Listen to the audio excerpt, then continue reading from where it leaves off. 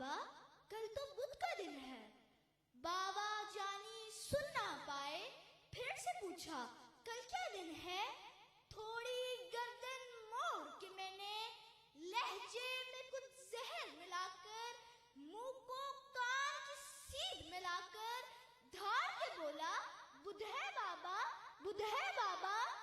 आंखों में दो मोती चमके, सूखे से दो होंठ भी लर्जे, लहजे में कुछ शहद मिलाकर बाबा बोले, बैठो बेटा, छोड़ो दिन को, दिन है पूरे, मुझ में तेरा हिस्सा सुन लो, बचपन का एक किस्सा सुन लो।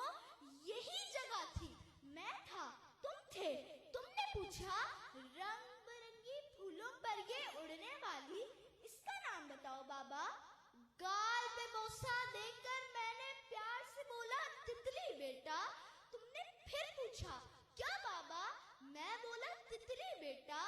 तितली तितली कहते सुनते 1 महीना पूरा गुजरा। 1 महीना पूछ के बेटा तितली कहना सीखा तुमने।